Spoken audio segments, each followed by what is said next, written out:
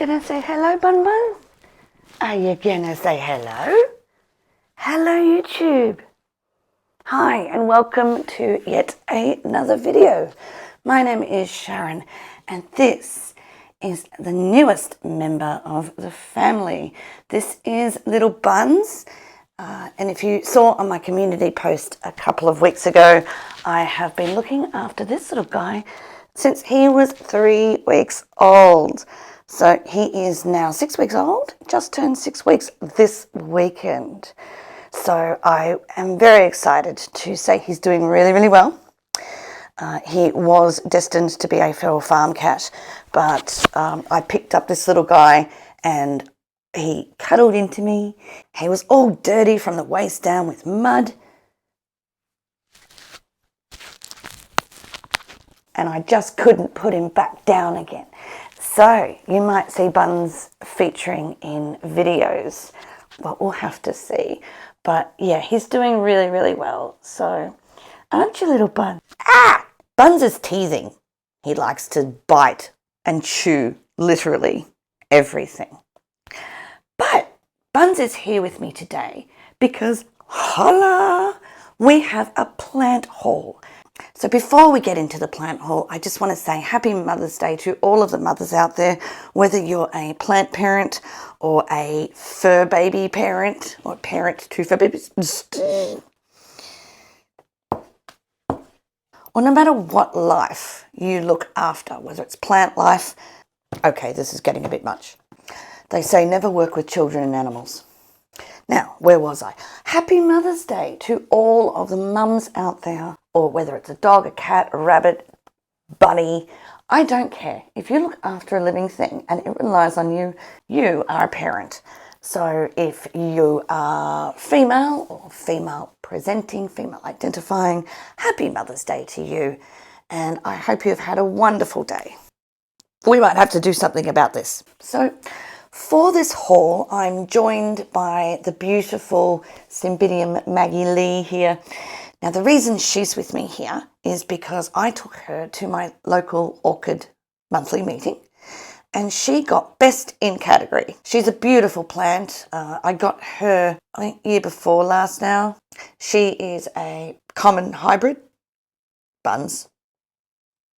Bunns. No stepping on the plants.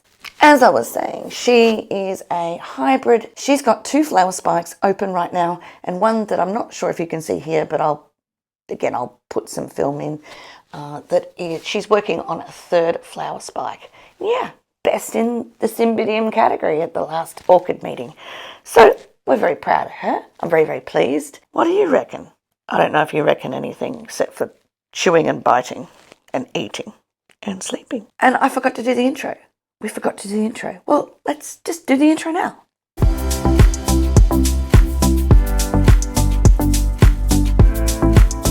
And now to the second part of this video, which is the actual plant haul. So I'm filming this the next day. So yesterday is when I filmed the section with Bunns. And I also just wanted to clarify something because I didn't actually explain it very well yesterday. Before you get worried, no, I did not take Bunns from a litter where he was being cared for by his mum. So the situation is that I visited a farm of a friend and they have 70, 80 cats. It's ridiculous how many cats are on this farm. It's really clear that they've just been dumped and abandoned and they have bred. There were so many tabbies and of all different ages. There were older tabbies, there were, some that were clearly part of last season's litter that would have been around 8-10 months old, and there were plenty of adult cats running around. And I was told that there were 2 others that were Bunns age. So it's clear that there has been a litter of 3. We couldn't find Mum anywhere. But when I picked him up, I could feel his spine, I could feel his ribs. He actually wasn't in a great way. And I knew that the night before that apparently he tried to keep warm and tried to get into the inside of an abandoned couch that was sitting in an undercover area. And he got stuck. And I think the people who were staying there overnight, because our friends had visitors, that they actually pulled him out of that couch and he was stuck and he was crying. When I picked him up, the owner of the farm actually said he thought the dog had been messing with him. And it was very clear that he couldn't fend for himself. With mum nowhere in sight, either not producing milk or not being able to give Bunns milk or choosing not to give him milk, and with the temperatures dropping as they were, very, very cold overnight into the single digits, it was pretty clear to me that probably Bunns would not survive the week, if a week. And when I had him checked over by the vet 24 hours after he arrived with me, they concurred. So just in case you were worried that I'd taken a kitten from a litter where he was being cared for, that was not the case. And I know that the Bunns family who own the farm would love to rehome as many of those cats as they could, but sadly that is not the reality. So I just wanted to clear that up. All right, now look at all the plants we've got here. Now, I have not acquired all of these plants in one go.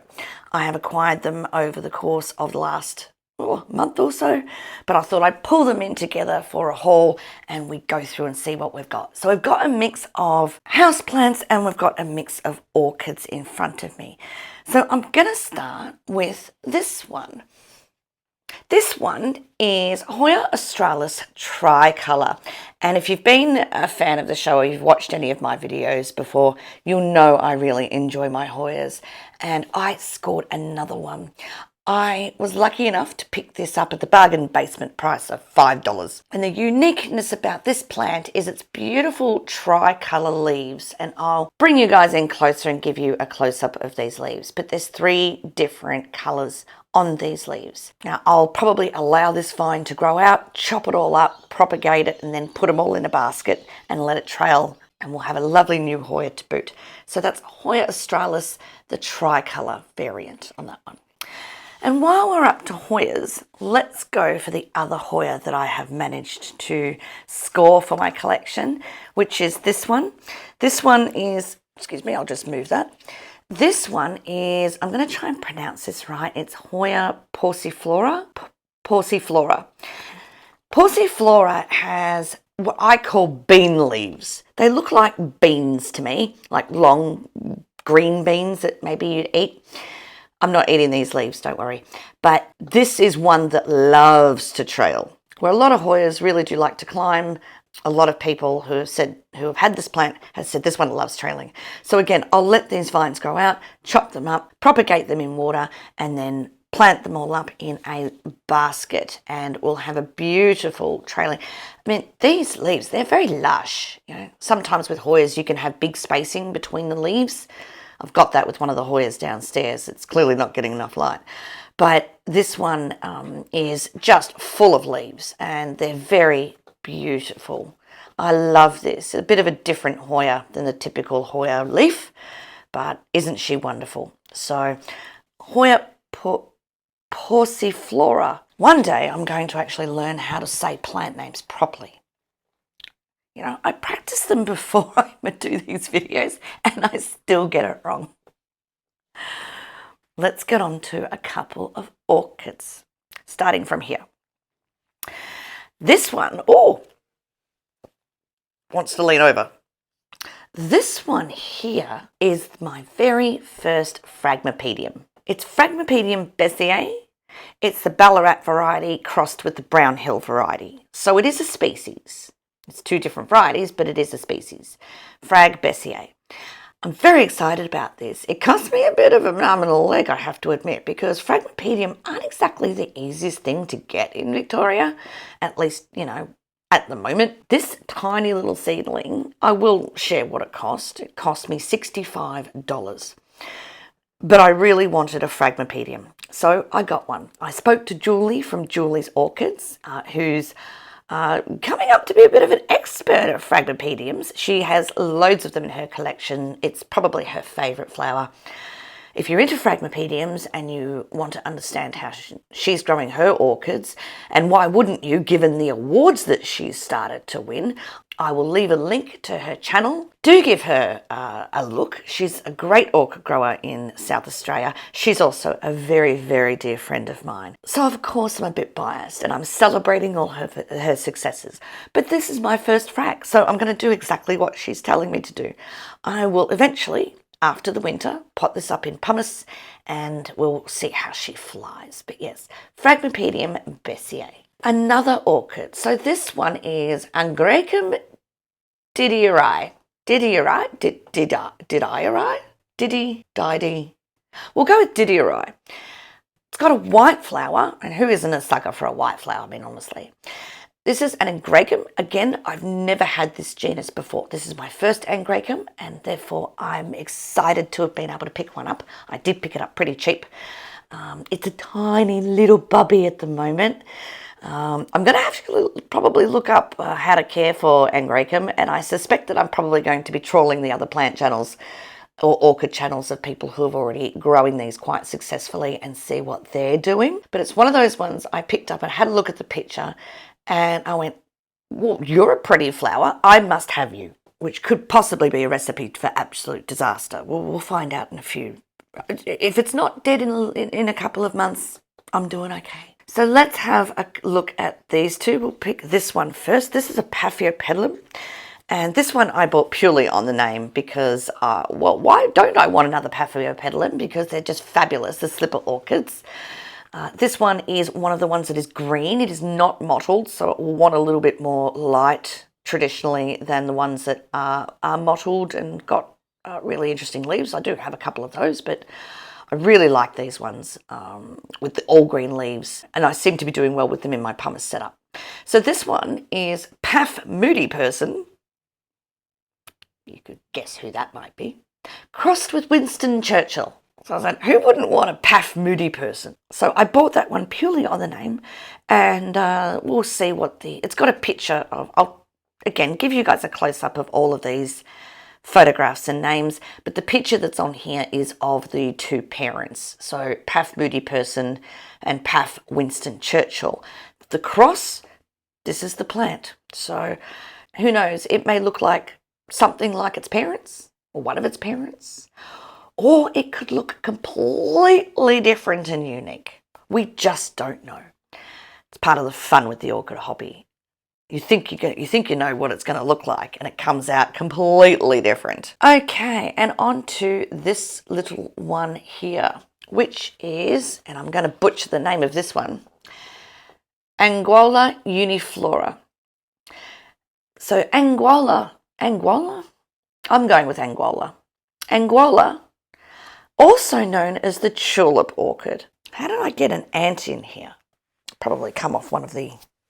bet you it's come off that. So the Anguloa is known as the tulip orchid because its flowers resemble or somewhat resemble the tulips. Now, I have a Dutch heritage. So for me, tulips are a very special flower. Even though tulips actually technically didn't originate in Holland, Holland are the country and the state that has made them very famous. So the tulip orchid certainly has an appeal to me. Now, these are very similar to Lycastes in terms of care, so I'm going to be following exactly the same care as I am for my Lycastes. But this is a species, Anguloa Uniflora. It's got, I think, a white flower. Kind of looks like it has a scary doll that looks someone like Donald Trump. But the flower on this, it never opens fully. It sort of opens kind of like that, and it's not going to open any more than that. So it's got a hood over the top of it, and we can assume that that is to help stop rain and protect the pollen of those particular flowers. So I am looking forward to seeing how my tulip orchid does over the next several years. Off to the back here, now this is another Paphiopedilum. This is a species, so it is glaucophyllum. So I'm excited to get another species orchid, who isn't? And this one again is green, not mottled. So again, we'll prefer the higher light. So I'll be putting it into pumice and keeping it with my other orchids that are also in pumice under a grow light. But yeah, Paphiopedilum. I'm going to go to the back because there was one I almost missed. Now this is a Lycaste. So it's got the same requirements as the Anguloa. This is the Lycaste fimbriata. This is the second Lycaste I've ever owned. It's a tiny bulb. The other one I've got is a lot bigger than this. It's actually outside in the southern area, but it gets a decent amount of dappled afternoon light. And I love Lycaste, I really do. And believe it or not, I like them because of the leaves. Now these leaves can look pretty battered very quickly. Really doesn't matter. They're not bought for the leaves, they're bought for the flowers. I love the leaves. My Lycaste gets these beautiful accordion wrinkled leaves, like a folding concertina door. But they're just gorgeous, and I'm very much a foliage person, so I'm very excited to get my second Lycaste. This one is a species, fimbriata. Now this one, whoa, okay. This one is also a genus that I've never had before. This is a Stanhopea. It is a species orchid. It's the Stanhopea Martinana. Stanhopea Martinana. Now these orchids, these have the most magnificent, interesting pattern of growth. It will stay in this container probably for the next couple of years. Now these orchids are the ones that people will put in a basket. It could be a wire basket, it could be an orchid, proper built-to-purpose orchid basket, but there's a lot of space in between. You don't want an enclosed basket because these will push out flower spikes at the sides and at the bottom. They want to be kept wet or damp pretty much all the time, so you don't let them dry out, and they're very heavy feeders, I'm told. I'm also told that they're very vigorous growers, so I'm really looking forward to see. And there is some active growth on this. So I will be babying this one like there's no, well, I'll be babying all of them, but particularly this one because I've never had a Stanhopea or an orchid where its flower spikes come out from the side or down below.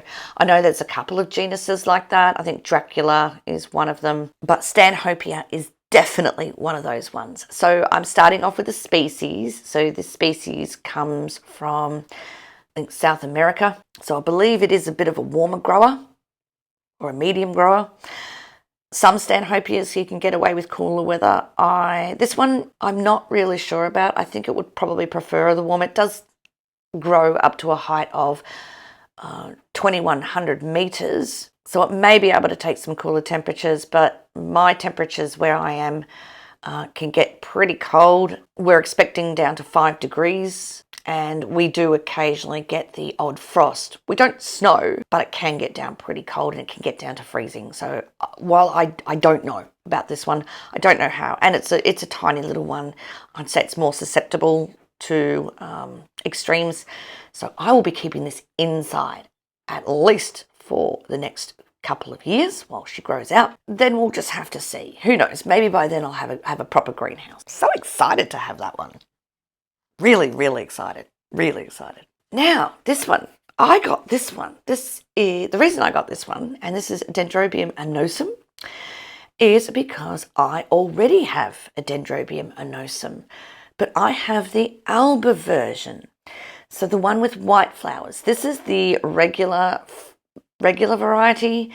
So again, a species orchid. This is Dendrobium anosum with the purple flowers. So my current anosum downstairs, the alba one, she is on a cork mount that lives outside in the summer months, and a few weeks ago I brought her back into the house for the winter because she won't really like the colder weather. And so I'm really looking forward to seeing them grow together. Although I'm finding cork mounts a little bit annoying in the sense that you really, unless you've got the really high humidity, I'm not going to recommend that you go with them. Things dry out very, very fast, and I'm misting that thing all the time. Anytime I'm near the kitchen sink, I grab the mist bottle and give it a few sprays because it dries out so frequently. I think I'm going to prefer a coir mount, which actually holds its moisture a bit better.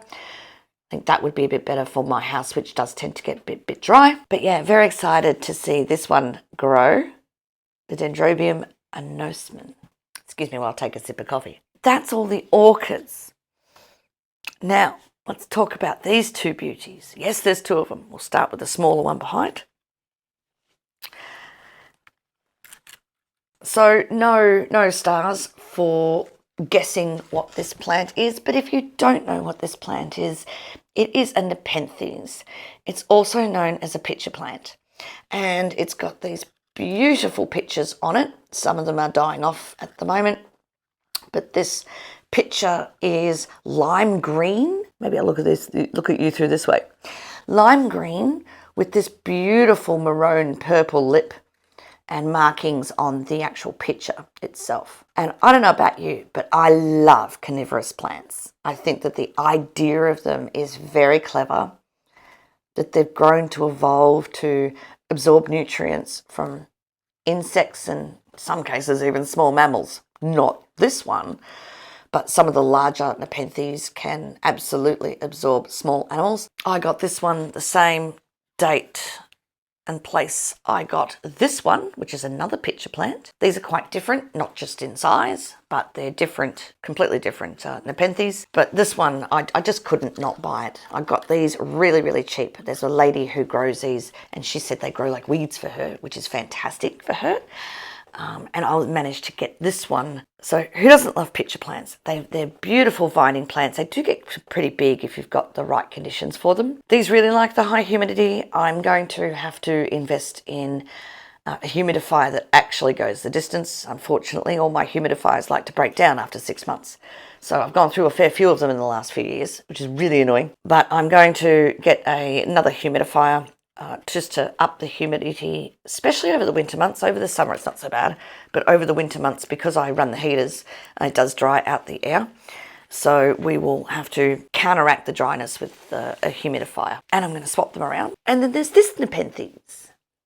This Nepenthes obviously is taller. Its pitchers are different. They're a bit narrower, and they have a bit more of a neck, I'll call it, and a smaller head and limb, kind of like a pinky apricot colour. The lip around them is lime green, and the hood is also that pinky colour. It's got also the same pinky apricot. It's more like an apricot colour really in the vines that are coming off it.